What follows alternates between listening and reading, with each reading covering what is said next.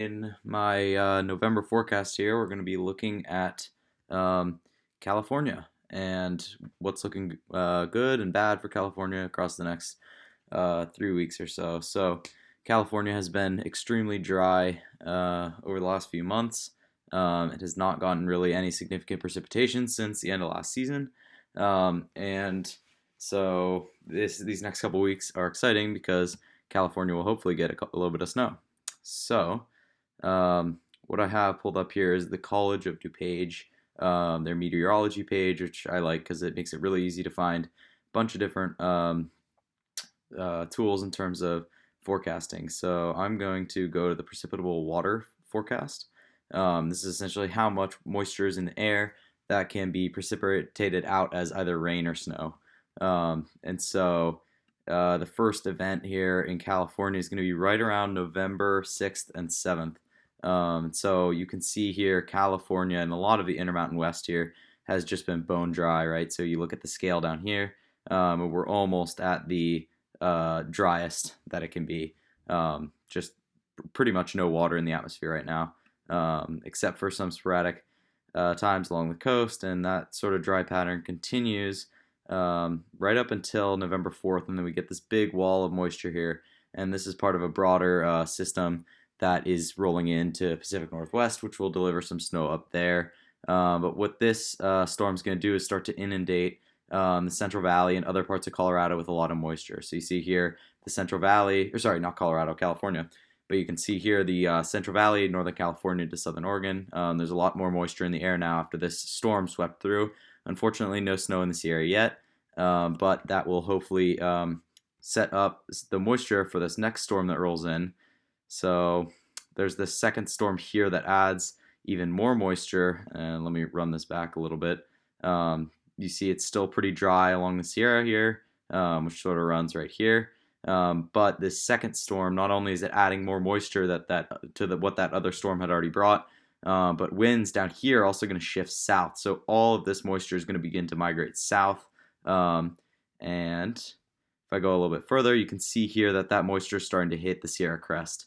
And so it's going to be a small-ish storm. It sort of gets pinched off by another area of dry once the storm starts to move through. But you can see this little bridge across the Sierra of moisture, and that will deliver precipitation. And you can see it sort of lasts from very early Friday, November 6th, moves south along the Sierra, and then sort of breaks up and becomes dry again right at the end of Friday there on the 6th. So that should bring some precipitation, and now I can look at sort of what kind of precipitation that may be. So for snow formation, I'm looking anywhere from 500 to 700 millibars pressure, and this is typically where a lot of moisture forms in the atmosphere in terms of clouds and stuff. It's not a function of elevation, but of pressure, and so all systems are kind of going to be between 500 and 700 millibars in terms of where precipitation forms. So this is going to be in Celsius, and this is 500 millibars above the surface in terms of pressure. So again, I'm going to scroll through to the sort of range we're looking at, and you can see with that second storm, we get some colder temperatures migrating in. So let me run this back. So this is Thursday, and you can see this pink and purple layer sort of creeping down into California here, into the Sierra.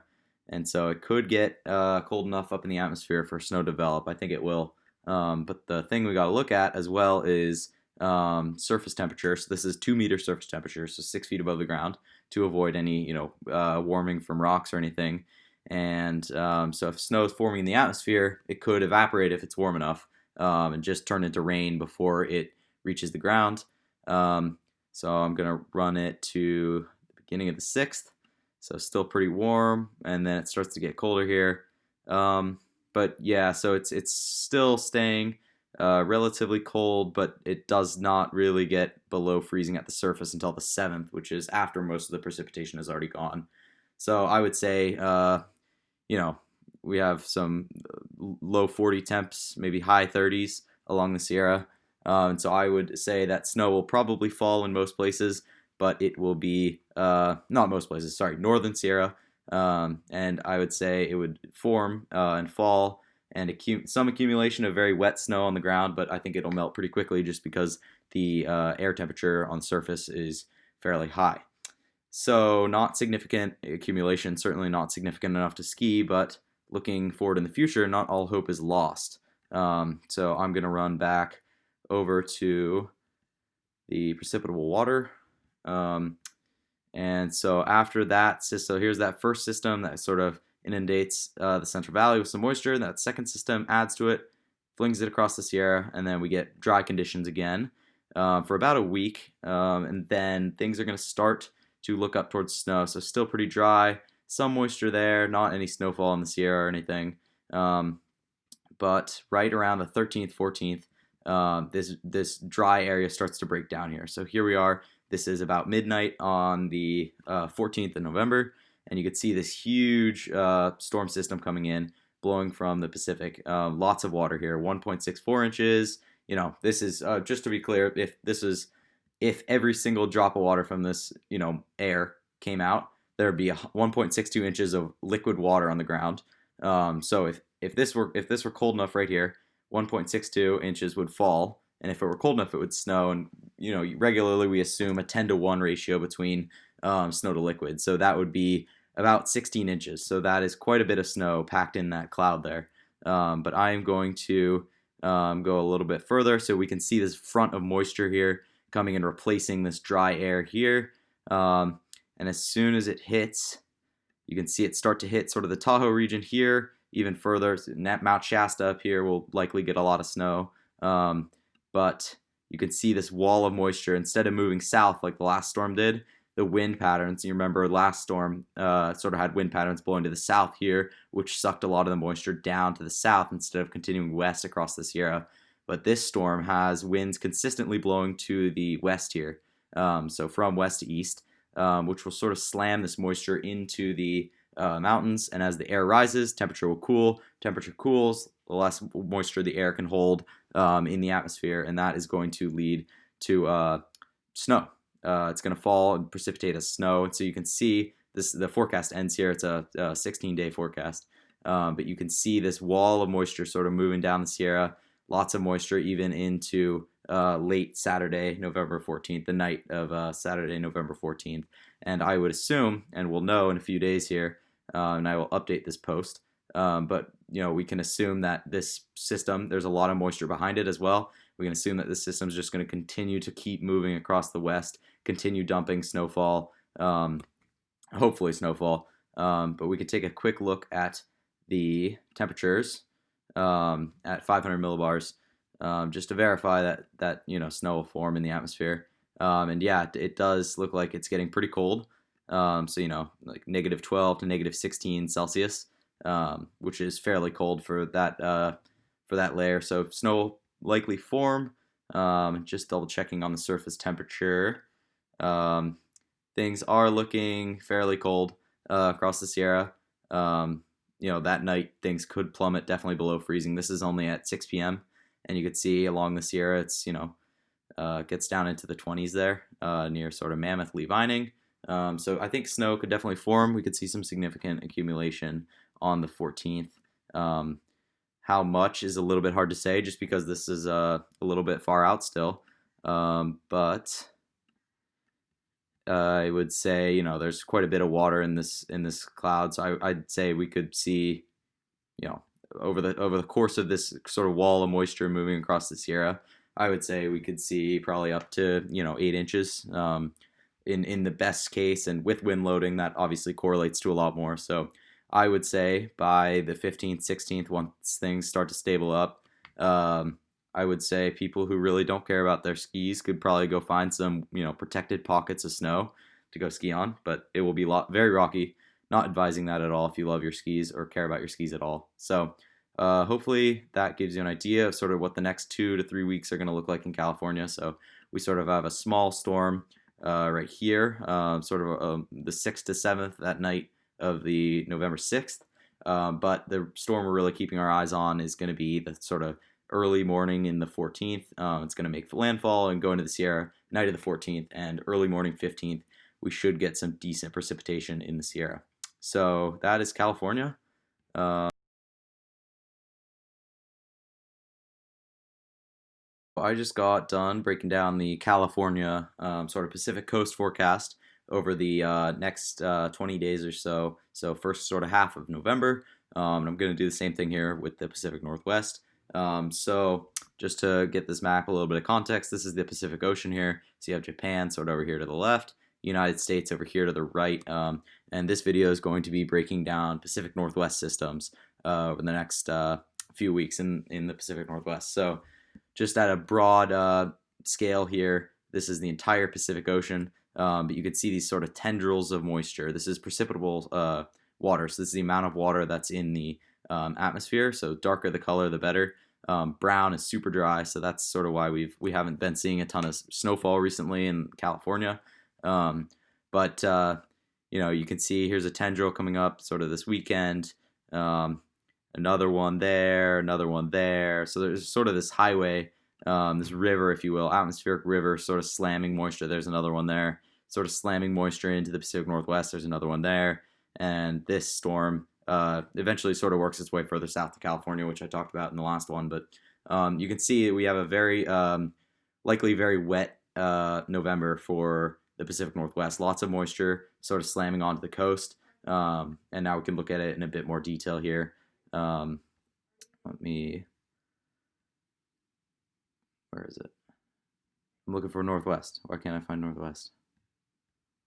There it is. Okay. So looking at it in a bit more detail, just to put this in perspective, you have Montana, Idaho, Oregon, and Washington's up here. Again, this is precipitable water. Pretty much if it's green, you're going to get some moisture and hopefully snowfall if temperatures are cold enough.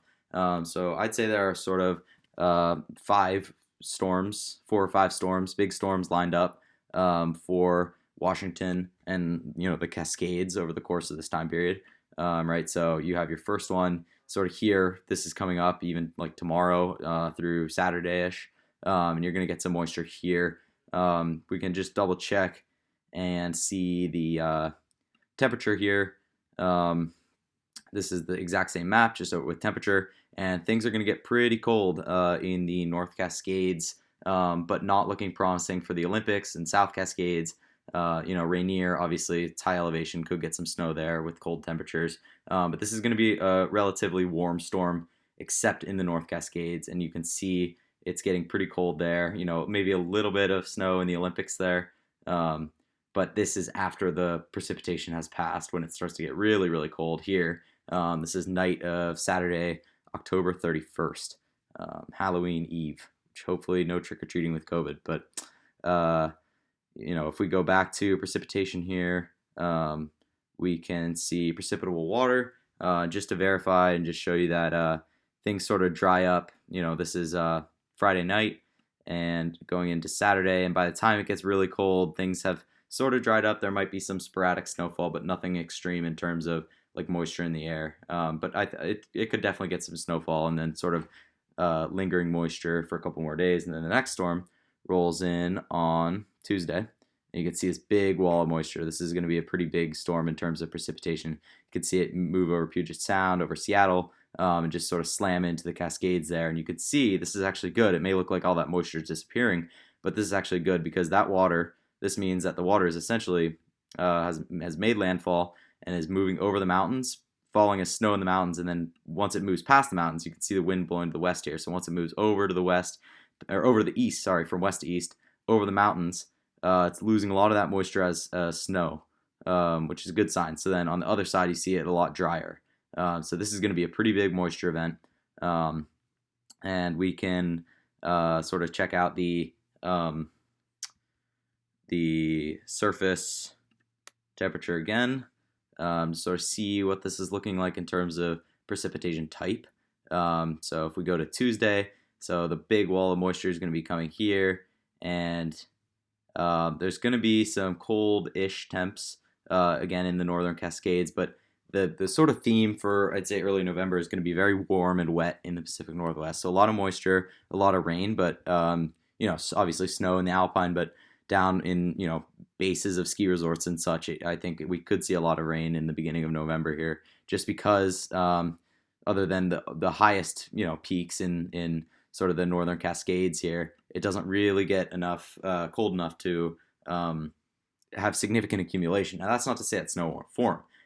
If we want to look at how snow is going to form, we look at sort of the 500 millibar to 700 millibar range of pressure, and this is going to show us the temperature at this range. And so you can see sort of moving into Tuesday, there's this big cold front that sort of pushes down into Washington, and this all means very cold temperatures, um, and this is in Celsius, so negative 20 Celsius. That's very cold in Fahrenheit. I don't know exactly what it is, but and so this will hopefully help snow to form, but it's going to be warm enough on the surface that it's not going to have a significant you know impact. The snow is going to be very wet coming down just because of the surface temperature, and once it does hit the ground, it won't stick around for long just because it is so warm. But again, other than in the sort of high alpine terrain where the temperatures might be a little bit colder. So that's that next storm on Tuesday. And so these two storms on sort of Friday, Saturday, Sunday, and then Tuesday, Wednesday here. Tuesday, Wednesday is sort of a double whammy here. So you get that first hit on Tuesday, then you get another one on Wednesday, sorry, early Wednesday morning. That's sort of going to deliver a little bit more snow. And then things sort of start to dry up. So sort of dry air coming down from the north. And this is going to be sort of a grace period between storms. So summarize just until now. So this is just until Thursday, November 5th.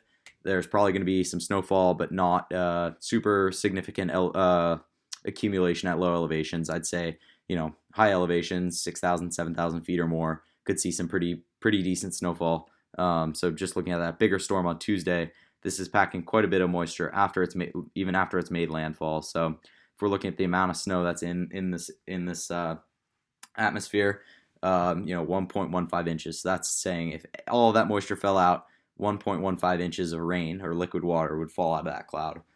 So that's sort of how you can gauge how wet, I guess, air is. But if it gets cold enough for it to snow at 500 to 700 millibars pressure, that could equate to about 10 to 1 snow to liquid ratio. So this could dump up to 11, 12 inches just this storm alone. Then you get a big boost of more sort of precipitation over here, another inch or so, which could correlate to another 10 inches. So it will probably snow if it gets cold enough, and if it does snow and it gets cold enough and it does snow, it will snow quite a bit. So I'd say high alpine peaks could see 30, 15 to 20 inches over the next few days, even within the next week. So pretty significant snowfall there. Then looking forward, the next sort of system rolls in. Very dry, sort of from Thursday onward. You get a next little system here on Tuesday. So this is a week after the previous storm. You can see this storm doesn't move in as fast, so not as strong winds blowing from west to east, but still some good moisture coming in here. Pretty consistent moisture, but it's not going to be a huge rain event or snow event. And yeah, that's sort of the outlook. This is going to be, this will deliver quite a bit of snow, this system here. It's hard to say how much just because it's so far out. We're looking here at 11, 12 days out. But this is not a ton of moisture, but it's consistent. So it's delivering a decent amount of moisture over a consistent time period. This is 4-ish days of consistent moisture over the Cascades. So I'd say if temperatures get low enough, and we can check that out here. So again, temperatures sort of pushing down, cold on November 14th. So snow will definitely form. Snow will likely form before then, but I'd say Friday to Saturday is your best bet for a big dump on that final storm there. And looking at surface temperature to see if what sort of accumulation we're going to get, or Pacific Northwest will get. We could see it is getting a lot colder. So patterns are starting to shift more towards winter. So you see along the Cascades here, we're getting low 30s, and it sort of fluctuates day and night. But there's this cold front coming in from the north here, and if that moisture sticks around in time for that cold front to come down to the Pacific Northwest, you can see it's sort of wanting to creep in, but the forecast ends there. You could see some pretty decent accumulation even at lower elevations. So yeah, that's I think the first couple of weeks in November for the Pacific Northwest. sort of for the final section here, I'm going to look at sort of the Intermountain West, so Utah and Wyoming and Colorado. And just a quick summary prefacing it. It's not looking great. There's a lot of dry air sitting above this region here, which is going to, dry air you can't really get a ton of precipitation out of. And this dry air is sort of going to linger around a lot. So this is starting October 30th. And sort of lingers around. The first time it really starts to significantly break up is November 4th. And this system could deliver a tiny bit of snowfall in the Wasatch in Utah, but I can't really see it penetrating enough to deliver a significant amount here. This dry air is sort of forming this wall, and the moisture is only able to penetrate so far. So you could see some sporadic snowfall in Utah. The Tetons could get some snow. I don't know if you saw right there. The moisture sort of creeps into the Tetons there, but I would say for the most part, dry, dry, dry. And then that dry air sort of starts to come back, blown in from the north here. So interestingly enough, British Columbia, Pacific Northwest is fueling the dry air here, but things are sort of looking up. You can see the system break here November 10th, sort of retreat more to the east, and here you could see some decent snowfall in the Wasatch and parts of the Wind River Range in Wyoming, Tetons, a lot of good snow in Montana there as usual. Montana is going to have pretty consistent moist conditions for the foreseeable future. But that system sort of misses Colorado there, so you can see it sort of rotating clockwise there around Colorado. Let me just replay that. Right there, you can sort of see it shift around Colorado. So this system sort of completely misses Colorado, but you could see some decent snowfall. I think in perhaps parts of Utah and Wyoming, but none in Colorado. And this next storm, this is looking most promising. It starts to set up sort of November 12th. So this is sort of the storm to save November, if you will, because things aren't looking good in the long range. But in the next couple of weeks, this could be the storm that everyone's sort of waiting for. So you can see the storm start in the Pacific Northwest, and it's going to slowly push down sort of southeast and down into the mountainous regions of like Utah and Colorado. So if anything, this storm, you can see this big gap here of sort of dry air as a buffer between the super dry air and the moist air. But you can see that start to break down, and this moisture is actually penetrating pretty far in. It's staying pretty moist, so not losing a ton of moisture there. And so the forecast ends here at 16 days, 384 hours. But I think that this dry air should continue to retreat here, and we could see some decent snowfall in Idaho and Nevada, the Wasatch, in all the Rockies in here, sort of up all the way to Montana, and it's going to move from north to south. So if in a winter world here, you'd want to start your road trip sort of up in Montana, work your way down, hit Jackson and Grand Targhee down in the Tetons, and then work your way down through Colorado, sort of from the north, like Fort Collins area, down to sort of Telluride, San Juan's, and that's where you're really going to get the most snowfall. So hopefully Colorado will get some decent, and sort of all these regions in here will get some decent snowfall on the 14th. A little bit too hard to say now just because the forecast is so far out. But I would say we could see some decent snow or moisture precipitation that weekend, sort of Saturday, Sunday, and then extending into Monday, Tuesday. I could see some lingering precipitation there. In terms of weather, 500 millibar pressure. This is temperature in Celsius at that altitude, or pressure, I should say. It's not necessarily an altitude. But you can see things are staying pretty warm in the atmosphere, so no precipitation forming. You could get some, this is dipping down pretty cold, negative 31 Celsius. That is definitely, obviously, cold enough for good snow to form. And that would be pretty cold snow if there were moisture above Utah, which there's not. But we're really interested in seeing how this is going to progress on the 14th. And honestly, it's not looking incredibly promising for that, famous cold smoke powder. It is still pretty warm. This is only, negative 10 Celsius, which obviously snow could still form, and it will still form. It's just not going to be the exact ratio that, these regions are so famous for. But if we're looking at surface temperature, we're going to hopefully see some below freezing temperatures here in Colorado. So this is in Fahrenheit now. Whoops. Um, but yeah, so sort of when that moisture rolls through, the Tetons here, Wasatch here, Colorado Rockies here, we're going to hopefully see some below average temperatures there, and that should precipitate as snow. Hopefully see some accumulation, but it does look like things are sort of that following day on Sunday. It does look like things are sort of trending towards a warmer temperature. So that could lead to a lot wetter snow. And when the snow does fall, probably not a lot of accumulation because it's going to be melting sort of quick. But this storm definitely has potential to drop some decent snowfall amounts. I wouldn't say anything too big, but definitely sort of something to keep your eyes on in the coming weeks. So that is the Intermountain West 2 week